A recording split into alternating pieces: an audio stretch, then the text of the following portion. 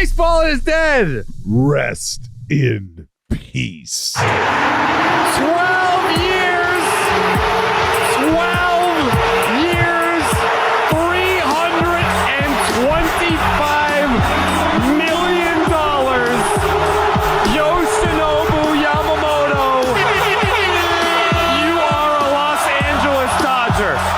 You are once again teammates with Shohei Ohtani. After taking the world by storm in the World Baseball Classic, literally, Yamamoto, Ohtani, $1 billion of investment, 2 players, $1 billion, 1 team. It is the Dodgers. This feels like it could potentially be baseball's first super duo at the right time in their career. Unfortunately, it is coming with Ohtani coming off his second TJ. So them at full strength, this dynamic duo, we will have to wait and see kind of what that looks like. And oh my God, right now. Oh my God. I was trying to think about this. Everybody's, you get excited about the potential for a Verlander and a Scherzer duo, what that would look like. Like, we've had examples of rotation mates being together, maybe not necessarily in their prime of primes, but the talent being with the ceiling that it has right now. This is going to be must watch, simply because of the pedigree of Yamamoto and what we already know about Ohtani. Again, we'll just repeat it. The Sawamura Award winner is the Cy Young Award winner over here in America. He won that award 3 years in a row. He's 25 years old. Reminder, they don't just hand that award out every year. It literally has to be earned by having an exceptional season. If nobody's good, they just don't give it out. So he's won that 3 years in a row. This is a guy who, when you look at what his stuff says on the mound, his profiles, the fastball, elite. The split, they project to be the best in baseball. The curveball, elite. The cutter is one of his back-end offerings. He's going to have a 5-pitch mix. And it's, and there's, don't have to really dive into it, but the fastball profile specifically, there's a great article in The Athletic from Eno Saris, who, if you are a pitching nerd, you know about Eno. But he talked about, the idea of his fastball and low profile in terms of release point, but the fact that the carry, that this thing holds plane, stays plane, and from the low slot, there's something magical about it. And when teams are assessing whether or not these players from overseas are going to come over here and make an impact, they have pitch grading tools that they use to try to take their guy out of the Nippon League and put him in the big leagues and basically simulate what that would look like. And they've got a pretty good idea based on the profile, because there are factors you have to consider, right? The ball and the extra day of rest. But when all things are equal, or as close as they can be to equal, that's where this model comes into play. And they're able to do their due diligence and say, you know what? This guy's stuff in the Nippon League, which is essentially a 4A league now, that translates into the big leagues. Well, it was one of the best, right? Yes. According to Eno's stat, yes, they had his numbers from the World Baseball Classic. It was top 5. Yes. In terms of stuff plus. Mm-hmm. Well, stuff plus, he graded out at 155, and I don't think anybody else in the big leagues graded out above 145. What? Okay. Well, that's yeah. No, that was only a small sample size. Yeah, well, no, you are correct, small sample size, but that's that's the split doing its thing. You're talking about, on average, people are missing this pitch by 7 to 10 inches. When you say, when I say as an announcer, he missed it by a foot, there's effect to that, and sometimes it is true. On average, it's essentially almost true with this dude. The swing and miss is by a fucking foot. That's the kind of stuff that this dude possesses. But the idea that he's going to be unleashed now over the next decade alongside Shohei Ohtani, who I think we can all agree, 3, maybe 4 years hopeful of starting pitching at like whatever peak the backside of a second TJ looks like. This is good. I mean, man, we haven't seen something this exciting in a lot. Think about how everybody got excited about what the Rangers were doing with Simeon and Seager.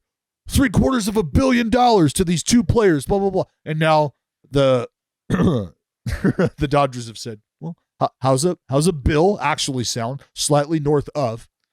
Yeah. Well, all right. Because I have some points outside of just like the initial reaction that I want to make about this signing, but let's get everyone's initial reaction first. Joseph, when the tweet hit last night, Jack Curry, then you have Heyman, then Passan comes in as the closer. That's when we all actually believe it. What were your initial thoughts? To be honest, the initial thoughts were probably like, duh. You know, like I should have saw that coming from a mile away. I think we all kind of realized. The dude from the Pat McAfee show was like, I have a legit source that it's the Yankees. And like, I didn't believe that for a second. Like, I don't believe. I barely believe actual baseball reporters now. Yeah, so I don't believe like the fan bullshit anymore. But it at least made me consider like, all right, where is this coming from? Like, you know, he at least belongs to like an ESPN show. Like, is there some sort of connection there? Like, is Passan, because I know Passan goes on that show. I was like, is Passan kind of doing that show a solid by sliding them some info? So I thought that there was an outside chance that the Yankee thing could be real. Mm-hmm.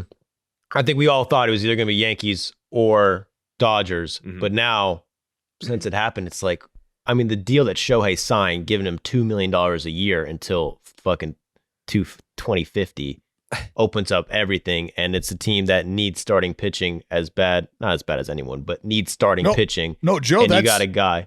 You're right. I believe. I mean, they're probably in a better shape without Yamamoto than like the Pirates. You know. Okay, I will look. You're fucking. And it wasn't.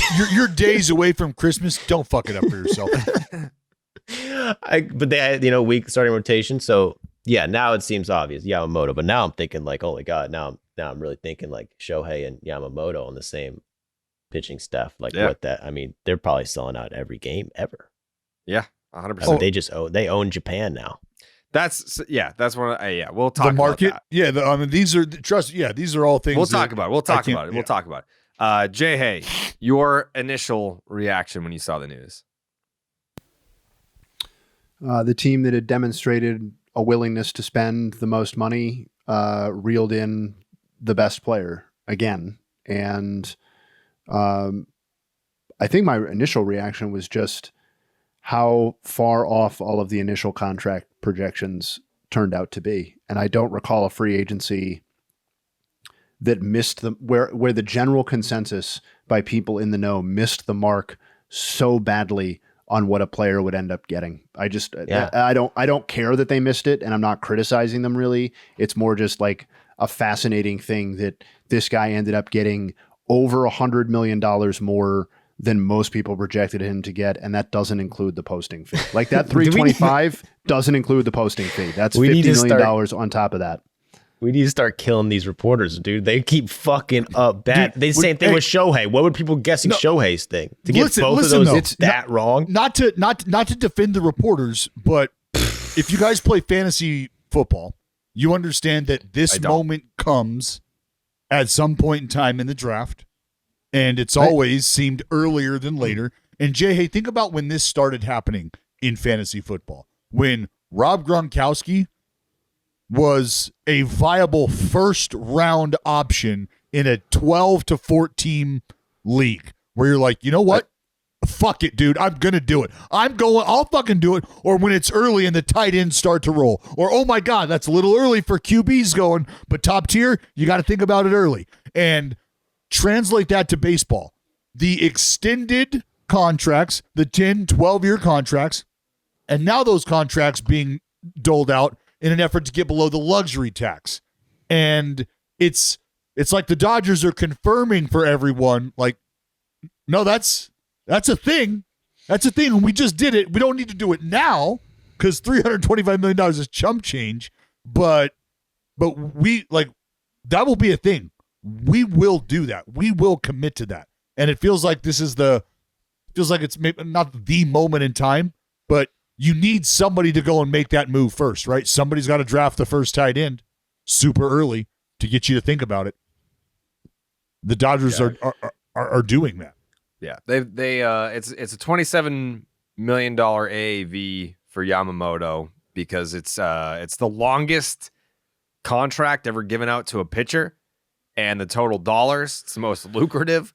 And trust me, without naming names, I'm sure you, Dallas, have probably heard from guys too. There are a lot of American-born players that are like, "What the fuck?" Like, because put it this way. It's not like a professional jealousy thing. It's more you're mad at the system, because if you're born in the United States and you go to high school or college and you get drafted, well, now you go to the minor leagues and you've got to play 6 years at that level just to, then you're hoping to get called up. And then you play 6 years for the chance to make $750K once you get to the big leagues. And then you're talking about a free agency process that you're lucky to hit by 30.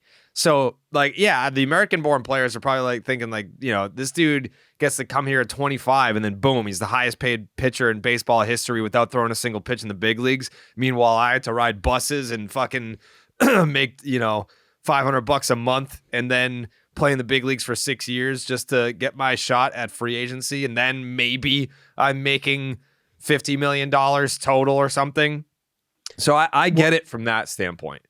Well, remember, Scott Boras, right, took his client, Carter Stewart Jr., if you remember, and took him over to Japan early. And why did he do that? He did that for these reasons right here, to try to help get him to a place of earning power sooner, so that he would probably be able to come back over to the States and circumvent everything that you just laid out. Our system, our earning system, our free agent system, our controllability system. You can expose that. And Scott Boras has attempted to do that. He's tried to figure out ways to do that. Now, it takes a special type of player to go over and commit to a complete change of lifestyle and game and really world as you know it. So that is one way that it can be done. But this is a battle and a battle cry that has been screamed since the beginning of time, since you could actually figure this out. And this is why I lay it out to young people who are playing this game over here in America and don't want to put the work in, don't want to do the little things that this game requires for you to get to the next level. Simply put, there is somebody somewhere right now taking more ground balls before breakfast than you will take all day today. And when they're done with those ground balls for breakfast, you want to know what they're going to have for lunch? More ground balls. And then for dinner, they might cap it off with fly balls and some more ground balls. And the bottom line is that is going on and growing and cultivating daily. It's intertwined and woven into the culture in places. And over here in America, it is quite literally a system, again, designed to expose and to take advantage of the athlete and squeeze as much juice possible out of the player before the player gets to taste any of their own juice. Yeah. So the other point that I wanted to hit on was we're seeing a lot of, the Dodgers are ruining baseball and the Dodgers are bad for, how is this good for baseball? I will just say this in defense of the Dodgers, which is not a popular take these days. I think there are a lot of people that are outside, maybe divisional rival fans and just baseball fans in general are looking at this saying, you know, why even bother? You know, if I'm a fan of the Pittsburgh Pirates, why even bother? Like, how are we ever going to be able to compete with a team that just dropped $1 billion in 1 month? Here's my response to that. You're not going to be able to compete. You're not going to be able to compete with that financially. I totally get that. But this idea that the Dodgers are gaming the system, that they're doing something that you cannot do, is just wildly incorrect and inaccurate. With Shohei Ohtani, the $700 million contract that he got with the deferred payments, the Toronto Blue Jays put $700 million up. Like if we're to believe those reports, they put up the same $700 million. Shohei gave 4 teams the same opportunity to do the deferred payments. He chose the Dodgers. Okay. Then we get to Yamamoto, who signs with the Dodgers last night. And the reports are that the Mets offered him the same contract and the Dodgers matched it. Yamamoto chose the Dodgers. This is not 1998 to 2006, where the Yankees just would blow other teams out of the water financially, and that was their superpower. Like, okay, there's a player out there. We want the player. You know, he's offered a $65 million contract. Guess what? Now it's 100. You're a Yankee. Congratulations. That's how that's how it used to be. Now, yes, we're seeing these eye-popping contracts being handed out by the Dodgers, but they're not paying players a rate that other teams are not capable of matching because they did match it. The player just chose the Dodgers. That's not the Dodgers' fault. That's something that they should be complimented for and credited with because you have created some things out of your control. Geographically, yes. I get why geographically you would want to choose Los Angeles for the weather, for whatever, like the historical ballpark, things like that. But they have also just made themselves an attraction, destination for free agents, and they have the money. That's not their fault. That's not something that they should be condemned for. And it's the perennial success that they are selling that other teams can't necessarily sell. And it's the perennial success that is being bought into and that is being chosen by these free agents, because everybody would love to live in a world where all things are equal, right? So that's what the offers. Isn't that communism? That's what the offer that Shohei Ohtani gave to all these people essentially did, was make all things that you think you can control equal, which is how much you're willing to give me, how you're willing to give it to me. And if that's all equal across the board, well, now it really is about where the player feels most comfortable, where he feels the success over the contract, the life of the contract is most likely to come. Those are the separating factors. So ultimately, it's the perennial success that has separated the Dodgers from all of the other suitors. It's part of it. It's part of it. I mean, Jay, I mean, why? If the reporting is to be believed, and why wouldn't it be? Like I read Passan's article, it was $325 million over 12 years from the Dodgers, a similar offer from the Mets, right, and $300 million from the Yankees. So if you are a baseball player looking at that, why would you choose any offer other than the one that the Dodgers presented you? They are the best team. They live in an appealing location. They have not only are they the best team right now, they have a winning tradition that extends well beyond any of the other teams. Like, to go to the Mets would be, like, no disrespect to the Mets. It's just, it doesn't make any sense if you're Yamamoto and they're offering the exact same amount of money. And there's still, think about this. There's still a level of dysfunctionality with the Mets. There's still an air of, what are they doing? There's no Where guarantee that if you add Yamamoto to that roster, that they are even making the playoffs next season, let alone winning the NL East. Like, them plus Yamamoto is still a division deficit to the Braves and maybe even the Phillies. And the Dodgers are the safest bet you can make in this sport if your goal is to come over and make an immediate impact in terms of, I want to play in high leverage games and I want to play in playoff games and I want to do so all the time. It's such an obvious choice. And, like, yes, it took a decade leading up to this point for it to reach this conclusion because other teams basically stopped competing with the Dodgers at that level throughout the organizational infrastructure stuff. But, like, this is where we're at. And for these two guys to have chosen this team is not surprising at all, given all that information. And let's just take stock of where we're at in like, as an industry, right?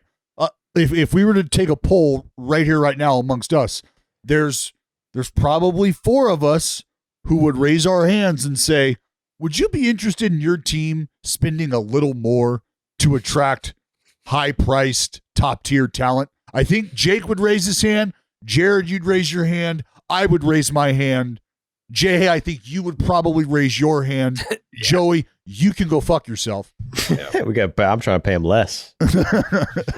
and now we're hearing whispers of this is bad for baseball.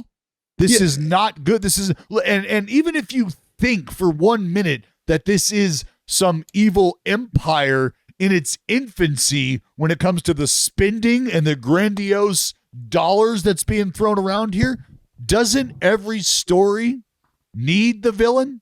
Doesn't every antagonist or doesn't every protagonist, which is everybody who's not spending, need the antagonist, which is the team who's going to spend $1 billion on two players? Because aren't the Dodgers the protagonist here instead of the antagonist? I get, because listen, you can sit there and say, like, the Yankees, when they were doing it, were the antagonist. Everyone hated the Yankees because they were the evil empire and they spent all the money. The Dodgers, the fact that they're spending all this money, and we kind of had the same take last offseason when the Padres were doing it and the Mets were doing it.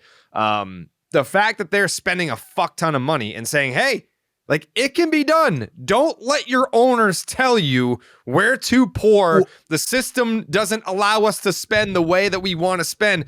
Bullshit. Like, there are ways to do it. You just don't want to do it. So the Dodgers can be the protagonist in this situation because they are exposing the other owners as just being fucking cheap and lying to you. So, Jared, I was going to say they can be, it's almost like they're going to wear both hats because they're protagonists to the fans who want to see this type of movement, who want to see somebody invest in the idea of winning fucking baseball games. Fans want to see that. And then when you're a fan of the team who's not writing that check, you're not too excited about that, okay? And that's fair, that's understandable, but that's just not how it's going to have to stay. It doesn't have to stay that way.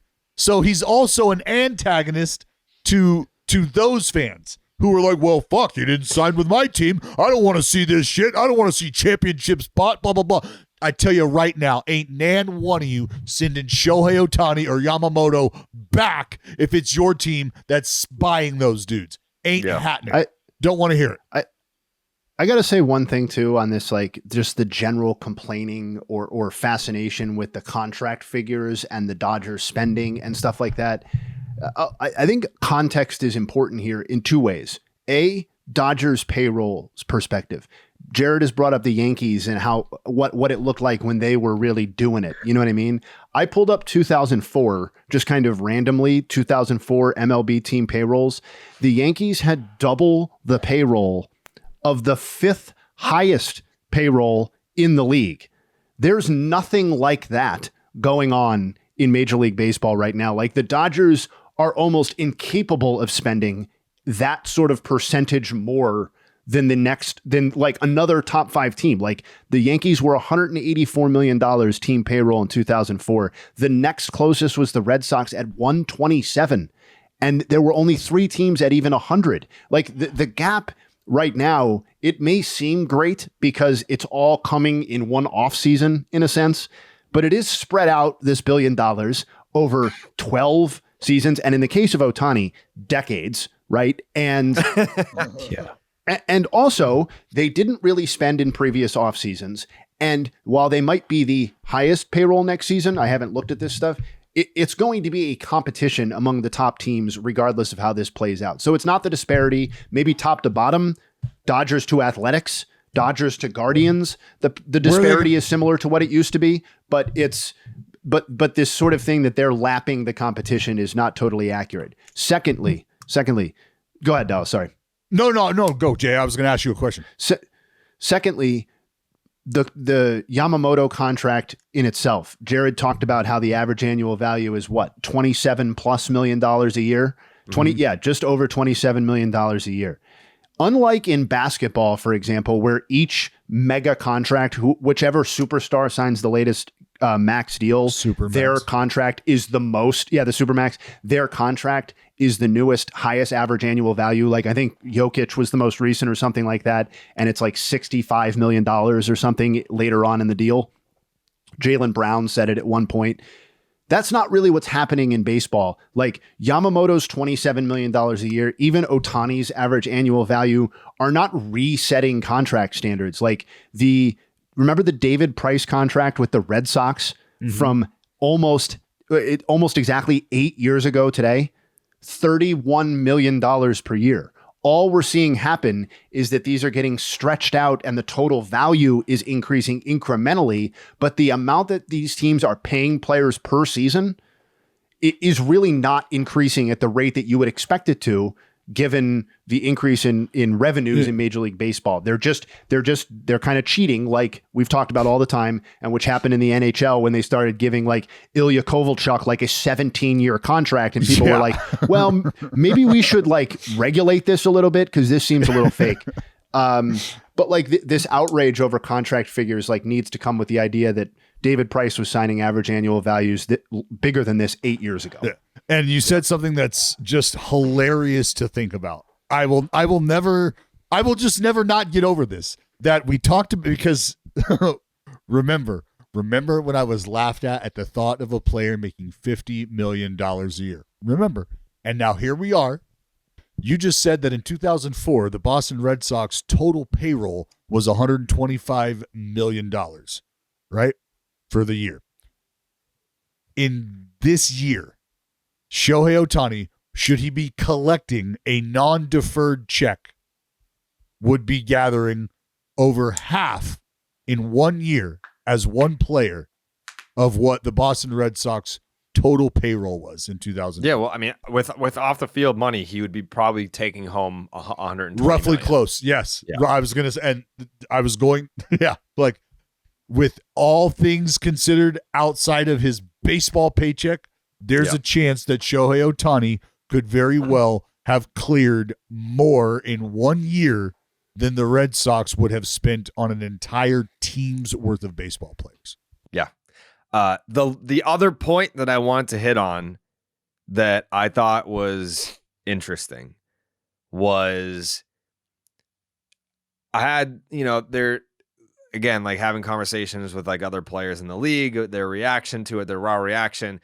Like one guy was like, that much money for a dude that hasn't pitched in the big leagues, like how, like that's a lot of money to spend on a dude that has no big league experience. And I said, what about if you think about it this way? Same thing, like loop in Shohei Ohtani, who obviously has big league experience and multiple MVPs in the league. The $1 billion spent on Ohtani and Yamamoto. A lot of that is performance-based. Some of that is marketing-based. But think about it this way. If you're a big market team like the Dodgers, you're buying lifelong fans. Like you are buying fans. Shohei Ohtani's press conference had 70 million people watching his press conference. You added Shohei Ohtani and Yoshinobu Yamamoto to your team at the same time for a decade plus.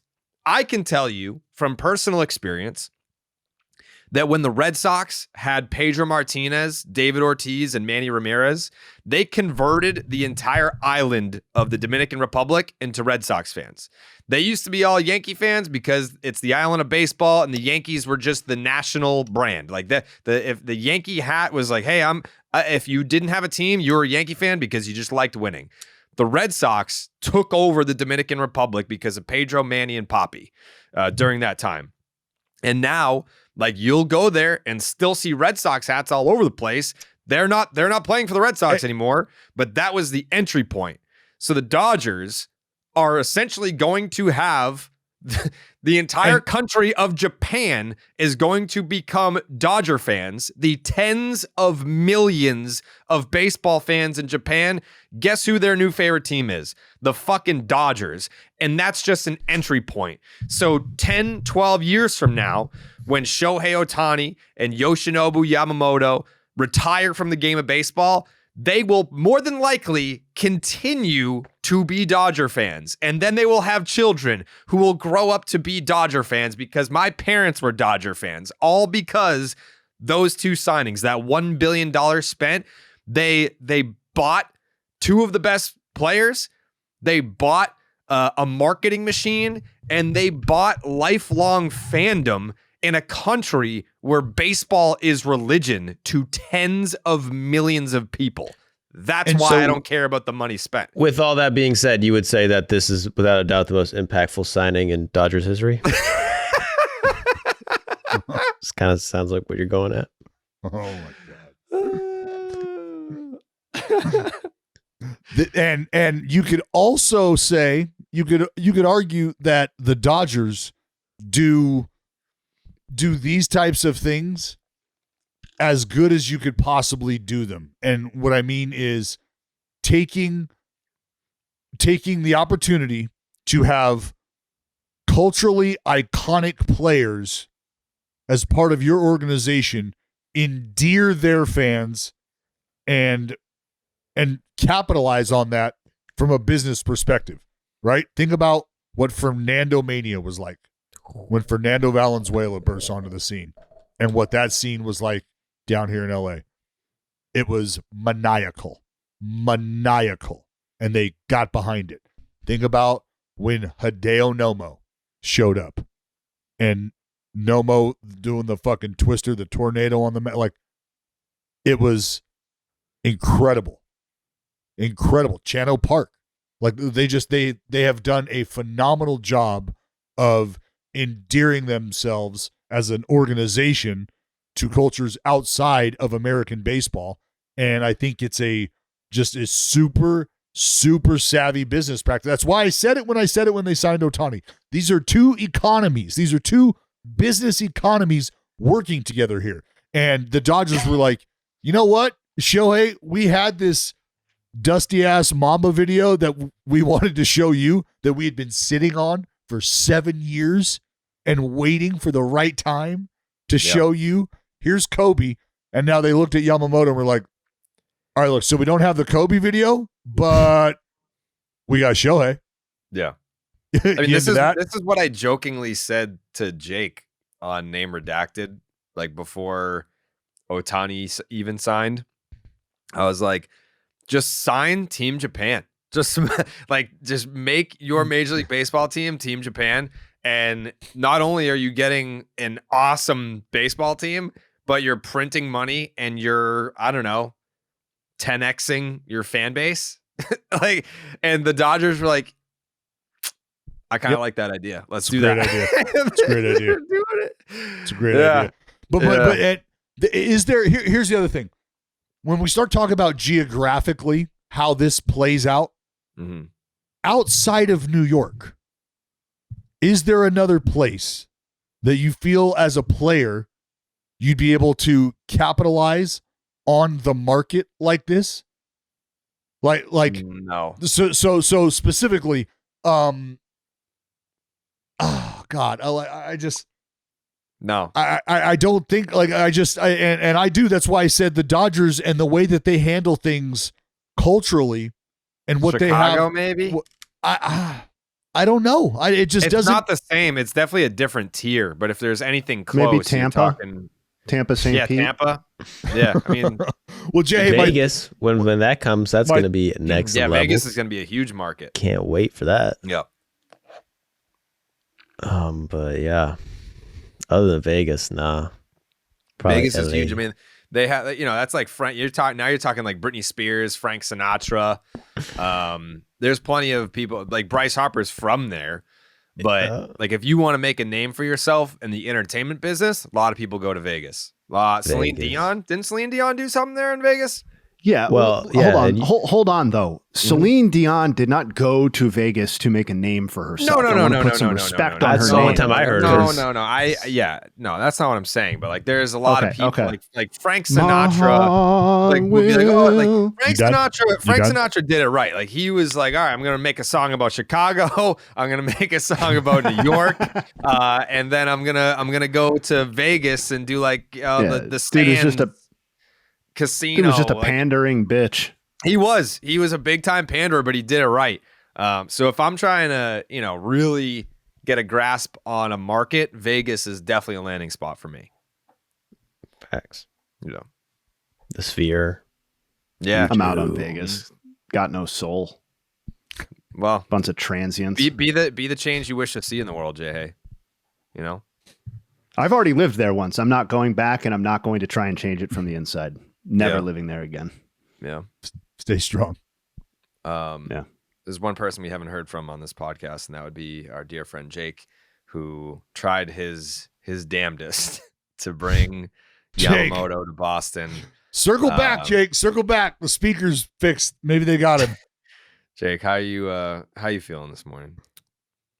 Not great. First thing I did was change my profile picture from the Japanese flag. Yeah. That hurt. But I guess I'm just glad he didn't go to the Yankees. Like, obviously, it was depressing to watch the Red Sox fall from front runners to dark horse to just not even mentioned in reports. Mm-hmm. But it's not on the Yanks, so big win for us. Yeah, that was my tweet last night because all right, so we're recording this on Friday. Thursday was when we found out that Yamamoto was going to the Dodgers. But I can tell you that Wednesday was when the Red Sox were out. So I knew yesterday the Red Sox were out. What? Well, I think we all knew it probably sooner than that. But No. just the tone, something just caught my ear, and I hate to think that this has happened. I hate to think that that this moment has happened here and now, but it feels like it's happened here and now. Well, there's times in organizations' existence where, maybe you're at the top of the mountain, you're feeling great, or maybe you're at the, you're in the top tier competitively. You feel good about your chances. You're in and you're out. You've got a good idea of the aggression level when it comes to your front office of how things are going to be played in free agency, the trade market. Like you know who you are. And then there's probably a period in time where maybe you have question marks. You're not quite sure, who you are, what your organization looks like. Like, we used to kind of, do this, that, and the other, but we're not really anymore. We're not really anymore. It feels like what we just heard Jake go through emotionally was realizing that the Red Sox are just no longer that organization. For now, like they'll have to sell the team. That's going to be the narrative next year for sure. Because I don't foresee them doing anything big this winter. Because anybody that was willing to lead their fans, anybody like abandonment for sure, right? Like you've sold the farm. Like you have no support for these guys or the fans and the men and women who that's different. Spend their hard-earned money on the team any. Like you've left them in the dust. No, I haven't. I definitely have no faith in the team at all. No, like this is the least I've been invested in the Boston Red Sox probably in my life. Like they've broken me. Does it feel like your level of investment matches the front office's level of investment in players? Yeah, probably. Yeah. Yeah. So you could switch teams, dude. So that's why you've abandoned them then. I haven't abandoned them. I still do a Red Sox show every single week, but I don't like emotionally. Yeah, probably. Yeah. I mean, I don't enjoy talking about the Boston Red Sox because it's always depressing. Like, why would you want to talk about that team on a weekly basis? It's the most depressing thing because history, dude. But think about the content. Nobody comes with more interest day in, day out on, like, you throw a name out there, somebody's available, the Sox are in. Yeah, I just don't have any interest in like lying to Red Sox fans and being like, well, we can still do this. Like, they're not even going to do that. I think everyone now is saying, are they going to pivot to sign Jordan Montgomery? I don't think I can confidently say like that. That's the plan. At least we can be doing that. Like, I don't even think they're going to do that. So no, it's also if they sign Jordan Montgomery, be honest, you wouldn't give a shit at this point. At least it would tell me that they're alive. I don't like it. Is it going to move like a proof of life sort of thing? Shout out Russell Crowe. Yeah, like it would. It's not going to move the needle and be like, all right, that's how you fucking respond. Like, it's not going to do that. But at least it's saying, oh, they've spent money as a means to improve the They're liquid. 2024 team, like that's good. Because as of right now, like they are worse than they were last year, and it doesn't seem like they're trying to make them better at all. And this is why I feel the same way, like similarly about the Yankees. Yeah, I mean, you know, I'm busting your balls about the Red Sox situation right now, but the Yankees, I said this a month ago. There was a time where the minute that the Ohtani news became official, right? Like there wouldn't even be time for them to put up a breaking news bulletin. The Yankees would have already signed Yamamoto. He would have already been signed, sealed, delivered. That would have been a done deal. Like, we're not missing out on that guy. And to your point, Jay Hay, there would have been an amount of money spent over, far and above what everybody else was willing to spend, just so that didn't happen. But it's not the Yankees who are willing to do that. And it's not the Red Sox who are willing to do that. There's nobody home. There's nobody home. Yeah, I got to say, though, if we're doing a Red Sox-Yankees comparison quickly, I think they're operating on two different planes. Like, I think it's two different levels of, like, frustration or desperation for these two franchises. Like, if I'm a Red Sox fan, I see a level of dejection and hopelessness that does not exist. The Yankees just traded for Juan Soto. We were just doing this podcast being like, wow, the Yankees, we didn't say they're back, but it's like, this is how the Yankees behave. This is how this baseball is better when they're doing Juan Soto stuff. And it's like, that's true. They also last offseason, they just paid $360 million or whatever it is to retain Aaron Judge. Now that's retain. That's not as sexy as going on and poaching a free agent that's not already on your team. But at least they extend. Very much just as important. And predating that is signing Garrett Cole, who was not on their team and who held the record for the highest contract ever given to a pitcher prior to Yamamoto. So, like, yes, the Yankees don't behave in the exact way that they did and never will again, but they've also shown like a proof of life as far as handing out top tier contracts and attracting high level free agents far more recently than the Red Sox have done. Let me ask you guys this. And that's not me. That's not me making fun of anybody on this podcast. That's just what the situations are with these organizations. It is two different levels or styles or flavors of disappointment.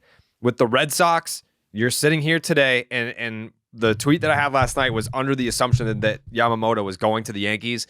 But I said, the most depressing thing about this isn't that he's going somewhere else. It's not that he's not coming to you. It's that he's going somewhere else and the Red Sox will not do anything to respond. Like they will still not be motivated to be like, fuck, like we got to step our shit up and do something big. Like they're not. So like the Red Sox, right? Like the disappointment that Red Sox fans feel is, I think this was kind of like the final straw with ownership being like, you don't give a fuck anymore. Like you own so many different teams and all this other shit where there's no way you can still care. Like, look me in the eye and tell me you still care as much about the Boston Red Sox and their success in winning that you did in 2004, 2007, 13, 18, whatever. That is just an acceptance. You don't fucking care. You don't. The disappointment that you feel as a Yankee fan, and maybe they don't even process it this way because a lot of them are delusional and they still are the 27 rings fans and we're the Yankees and Babe Ruth and yada, yada. But the disappointment that if you're a realistic Yankee fan that you should be feeling today is you're not the hot girl at the dance anymore. You're just not. Like there's nothing that separates. And I said this before, and I got all the Yankee fans like reply, "Oh, there's no draw to New York. There's no draw to the Yankees. Okay, we'll see. We'll see. Where is it? Like, you know, you offered him a very generous contract, and he said, nah. Going to LA, see you the fuck later. Like, it used to be, oh my God, the Yankees want me? Like, it used to be validation. If the Yankees want me, holy fuck, I must be, it's basically like being picked to the All-Star team. There's no difference as a free agent If you were going to get selected to the All-Star team and you were a free agent and the Yankees wanted you badly, what was the difference? It was almost a higher honor to be wanted as a free agent by the Yankees in an aggressive manner than to make the fucking All-Star team. Yamamoto, the Yankees wanted him really bad, and he said, see ya, going to LA, fuck you. Like, now if you're a Yankee fan, that disappointment should feel to you as, man, the pinstripes aren't really much of a draw anymore. It's not George Steinbrenner times anymore. That should be the disappointment. It's a different world. Mm-hmm. It's a different world. Life comes at you fast. I mean, I thought for sure, 2017, 2018, that we were on for like a new era of Red Sox-Yankees rivalry. Like the Yankees had made it to the ALCS against the Astros, and it was the rookie season of Aaron Judge where he burst onto the scene. The Red Sox, they get into a brawl in 2018 with the Yankees, and then they win the World Series. I'm like, man, this is going to heat up. Like, for all the kids that don't remember 2004, 2003, and like the 90s, the late 90s, here we go. New era. And I'm not, I mean, the Yankees will still, I don't want to insult Yankee fans by looping the Yankees' current status into the debauchery that the Red Sox are currently facing. It's terrible. It's terrible. But yeah, it is what it is. It is what it is. I mean, I think all you need to know, Dallas, is that the Red Sox Fan Fest thing that I hosted last year, where they had like the owner, like that John Henry was up on stage and Sam Kennedy. Is that not happening? To my knowledge, I think they're still doing the Fan Fest, but I think that portion of it where ownership has to face the music, I believe that is not taking place. As far as I know, maybe that'll change. Maybe that'll change. Who do we blame for that? Now, I don't know that that's taking place. Mr. Jarrett had to ask the tough hitting questions, dude. I did. Take all the shine for himself. No. I'm just saying. It's rough times. Now you ruined it for everyone. You ruined it for everyone. I'm gonna ask you what the fans really want to hear. Now they're just got rid of it altogether. Yeah, it's unfortunate, man. It's tough. I hate to see this kind of fall from grace, But it's good. Now I can focus more on the national coverage. Baseball is Dead is in a great place. People love the show. I love this show. Now there'll be more focus and enthusiasm on the great game of baseball from a national perspective. That's all. And you got wrestling.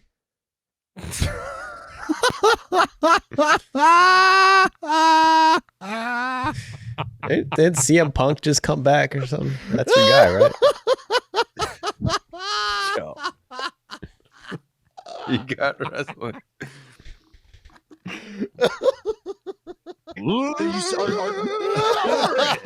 Don't be bitter, man.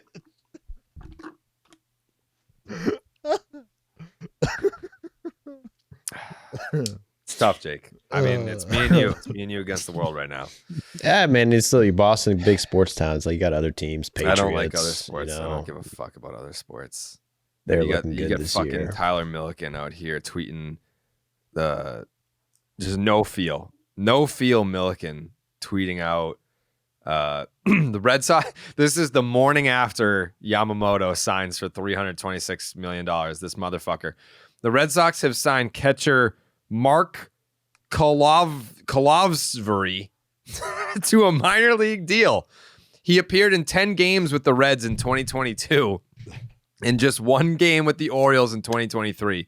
He hit 174 with a 282 on base, a 583 OPS in 87 career games at AAA, and he's entering his age 28 season. Hey, just head down, baby. Head down and keep it moving. And that's why you gotta respect the Red Sox. They never take a day off. This Yamamoto goes down same week as Christmas, and they're still that's they're grinding. Joe. That's why they maintain interest. It's one thing to have interest. It's another thing to maintain interest, because when moves are ready to be made, you have maintained a level of interest that has you squarely positioned to make moves just like that. That was a wild tweet to send out. Like, this guy was worth a fucking one character. He's got video of him too. Yeah, he's got the video, the whole thing. 28-year-old. He's got the sourcing, Kylie McDaniel, like properly Yeah. attributed. Oh yeah, my this God! is I'm That's gonna it. fry That's his buttoned up. fucking ass on the next podcast. That's I A am plus going to right fry there. him. Hey, look over here. Hey, look over here. Yeah, I don't even. Wow. I just that a- read it, and Was I that don't an remember ownership the sponsored podcast tweet, Jared? name. Who knows? Is Tyler? Look? I hate to say this about Tyler. I'm sure he's a great guy. Is He's a he great on the guy. inside? Can I ask him? Is Like, he dude, bought? This is not. This is not. Jared. Hubs. Hello. Good morning. Good morning. How are happy you? birthday. Oh no, that was last Yeah. podcast. Sorry. oh shit, we missed it. We missed We it. Jay. missed it. We missed it. I mean, I think I already turned 30. Yeah, I don't need to do that again. okay. Yep. What's going on? I was just gonna. Yeah. I listen. We're in the same boat. Different boat, but same ocean.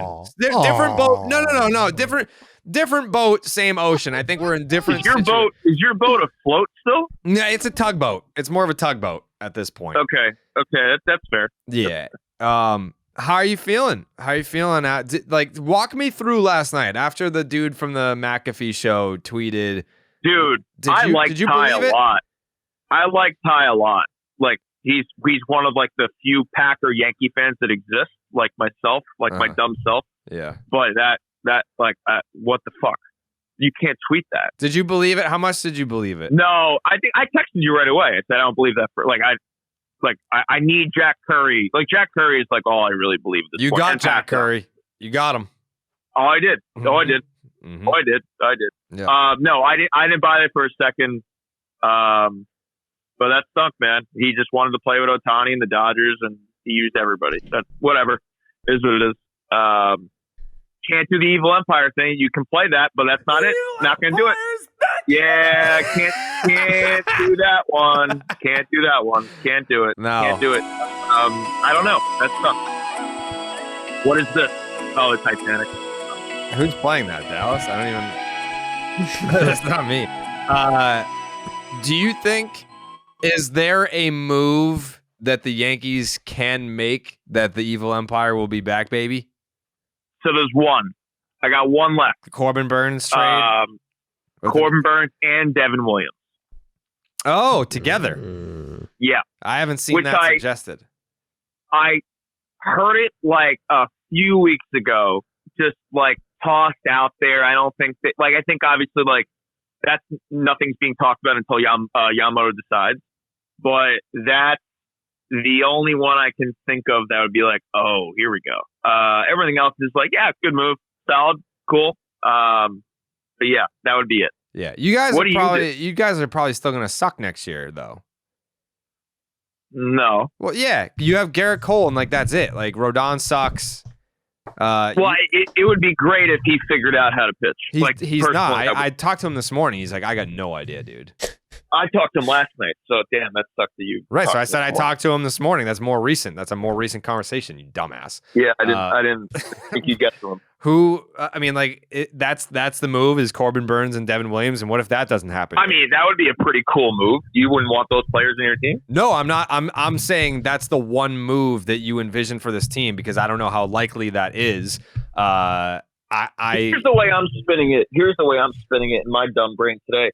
I mean, it is crazy. I think we can all agree. It is crazy to give someone that much money when they've never pitched in the MLB. It just is. But, It is, but it isn't. I mean, the point that I made earlier on the show was to summarize what I said. They paid $1 billion for the on-field performance, the marketing aspect, and they also more or less bought 70 million Dodger fans, new Dodger fans. Also, they did that to with me, Ohtani. I feel like. Well, there's probably going to be even more. Now you're just going to be absolutely locked in. You own the country of Japan. Like the Dodger flag flies in Japan now, and they will have lifelong fans because of it. It does. But I don't know how many extra you get with Yamamoto. I feel like you just had him already with Ohtani. Jay, I don't buy the idea that it's like exorbitantly risky to sign a guy who's never played in Major League Baseball before. And primarily because whatever additional risk you're taking on with the unknown of him being unproven in Major League Baseball, even though we saw him fucking shove shit in the WBC, is that he's also 25 years old. And to me, like, like most pitchers that you would be laying out this level of money for, like a Garrett Cole included, are what? How old was Cole when he signed the deal? 29 years old?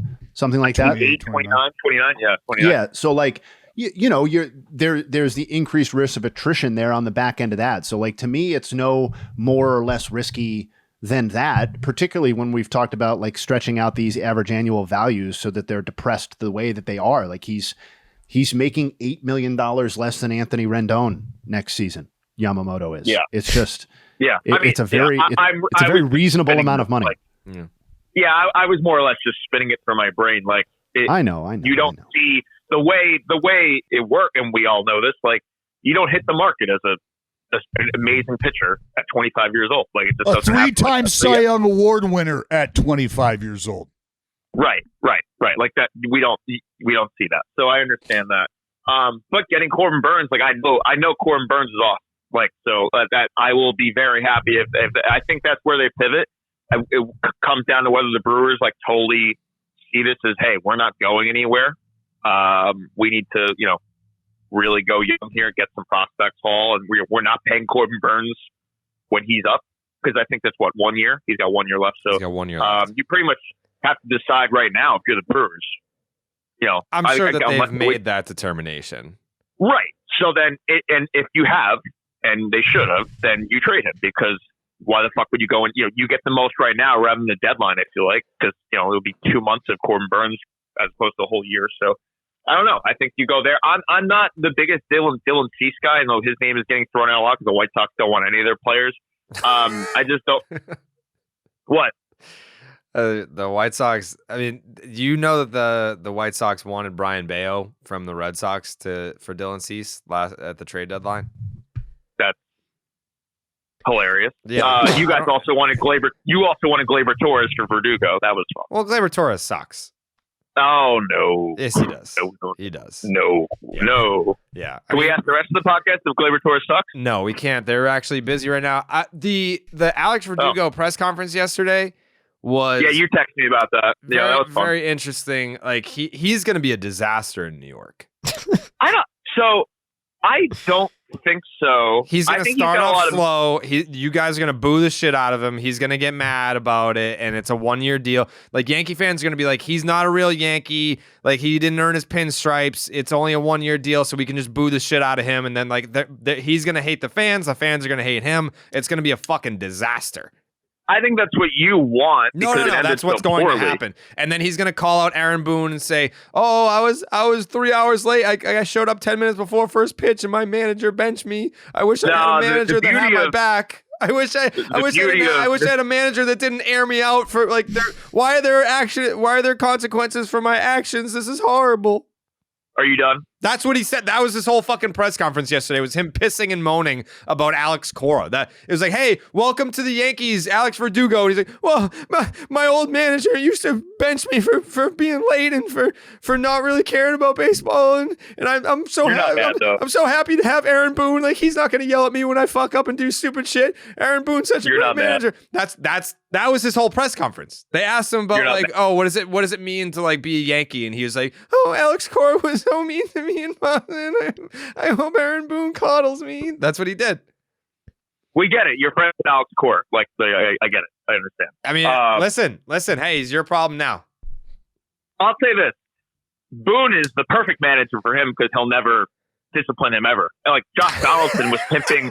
Josh Donaldson was pimping singles that he thought were in the upper deck, and then Boone would just be like, "Yeah, get him next time." He would not run out of fucking Gleyber Torres. If he has his lazy moments here and there. Yeah. Boone would never do anything. So I think Boone is the perfect manager for him in that sense. I will say this, and you'll never agree, but I think because there was times where you did like Alex Verdugo, right? In 2021, I like Alex Verdugo. I don't. Well, okay. I don't think the last 5 minutes have maybe shown that. But, I didn't love his press conference. I like Alex Verdugo though. I think Dallas, I think this is what you were talking about earlier with like how things have, how things have changed. This is exactly for sure. this is exactly We're doing 12 minutes on the Verdugo press conference. Like, it's pathetic and slimy. It's like watching two bullies who were bullies in elementary school grow up, and now it's like fourth year outside the bar night before Thanksgiving, and they're falling all over each other, and they're bro, it was so good. I remember when it was it was junior year. It was junior year. It was you. You or was it me? I don't know. Either way, I reckon you and me, a couple of guys. Go ahead, Hubs. I'll say this. Can I say this real quick? I think you guys being so out of the mix and contention the last few years, I don't think, I feel like he's a guy, you get the most out of him when, you're playing for something. I feel like he's that type of player. So hopefully that's the case. Hopefully we are playing. We weren't playing for anything in 23. So hopefully we are in 24. He's motivated. It's obviously a contract year. If that's what I'm banking on getting out of Verdugo. And honestly, when Jason Dominguez comes back in July or whatever, he's our fourth outfielder. That guy's not start. I don't think that's in the cards for him. So there's not a lot of hope, right? Just be good for the first half of the year. That's really all I'm asking. Just play hard. That's all I want. But there's not really a lot riding on Alex Verdugo, I don't think. They didn't give up much for him. You got Greg Weitzer and Dick Fitz. But Dick Fitz is sick. I'm not going to lie. Dick Fitz is going to be at the Fan Fest. I saw he was added to the Red Sox Fan Fest roster. You can go 2 hours to Springfield, Massachusetts to a crackhead casino to meet Dick Fitz live in person on January 20th. Get your tickets. That's a pretty good $700.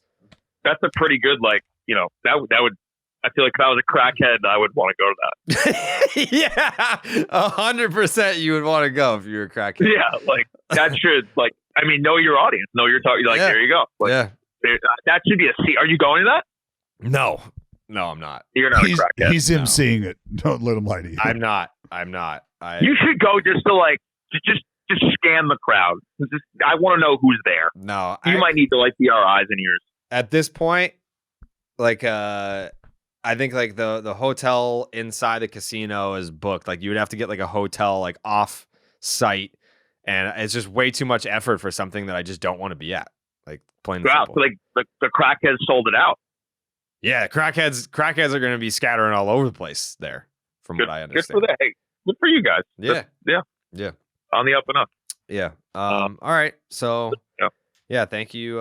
Thanks for coming on, Hubs. I'm really sorry that Yamamoto is not a Yankee. I really thought he was going to be. I did. As of last night, I told you, an hour before it was the Dodgers, I thought it was the Yankees. I really did. I thought the moment we found out he wasn't going to the Rams game, I was like, oh, all right, we got this. Right. That wasn't the case. But he's not a Yankee. Yeah, he's not. No. Yankees lose. Sorry, Hubs. Great talking. Good talking to you. All right. Eric Hubs. Closing thoughts, Jay Hay. Would you like to go first? Sure. Mark Colazavari. He kind of a full circle moment here for him. He actually was on and this should give you great confidence. He was on the 2020 Summer Olympic qualifying roster, U.S. baseball team. They won silver though, and who they lost to? They lost to Japan. So kind of runner up to Japan in two different ways for him. Both in the Olympics and to Yamamoto. Those are my final thoughts. Hang with them. Joseph, final thoughts on the Yamamoto emergency pod. Good podcast. Merry Christmas. Happy holidays. Oh, wow. A little Merry Christmas for the boys. Wow. Joe, I like that. That's so thoughtful. Yeah. I mean, all this bickering, all this Yamamoto blue balls, it really did take away from my holiday season. I'm not even joking. It doesn't feel like Christmas because I've had to fucking, and Jake, I'm sure you can relate. I'm sure you were just consumed by the Yamamoto sweepstakes. How much holiday cheer did you really partake in? I mean, I got none now. It absolutely ruined my Christmas. Guys, Ruin the Jay Hay, Joe. Look, Yeah, but Jay Hay, Joey. This is our fault. Okay, this is our fault right now because we've allowed it to get to this point, and this is what friends have to do. Friends have to reel friends in, and we have to be able to be honest with each other. And by the way, because, I saw your hold tweet on. Hey, last I'm night, trying to be honest with you right now. I saw your tweet last night being like, "Oh, how you doing, Jared? You didn't get Yamamoto." I never thought they were getting him. I'm pissed that they. I'm mad. Hold on. I'm mad Hold on. that I thought they weren't going to get him. That's what I'm mad about. I asked you about your book. That's all I asked about. I asked you how reading was going. You talked about it's so I got slow. a book. You got a new book. But do you understand that? Do you understand that I'm not mad that the Red Sox didn't sign Yamamoto? I'm mad that they were not even really considered. You're mad that you missed your 25 days of Christmas. Yeah, I know that that's but what you still have 3 days to... of Kalasvari. What is that? That's the guy.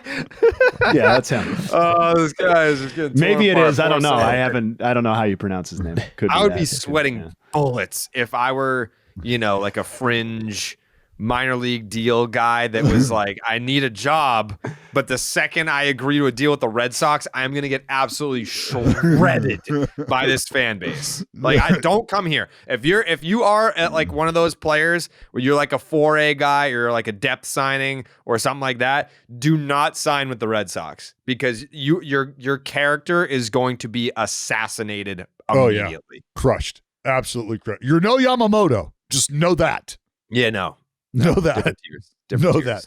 No, but Jared, what I was going to say is you and Jake right now, I feel like in the friend group, you're like the 5.5 who may have caught the attention of the 10 that you'd really love to go out on the date with, right? And they're like, you bumped into them, so they stopped and turned around, and they're like, "Oh, I'm sorry. Are you okay?" And you're like, "Oh my God, he's talking." Like, no. I was literally just asking if you're okay. It's not anything more than that. No. And I think you're fancying yourselves to be a little bit more attractive than maybe you think you are. I definitely don't feel that way at all. I think I could not make that more clear that Jared and Jake feel extremely ugly on the inside right now. Yeah. Like, there is nothing about what I'm exuding that would give you the impression that I think the Red Sox are an attractive option or a good baseball team. They suck. And I'm fucking mad about it. My Christmas is ruined. Anyways, Dodger fans, congratulations. It's time for Dodger baseball. Yoshinobu Yamamoto is a Dodger for the next 12 years. Congratulations. So is Shohei Ohtani. Congratulations. You guys are so fucking cool. Bye. Yeah. Christmas redacted. Ouch.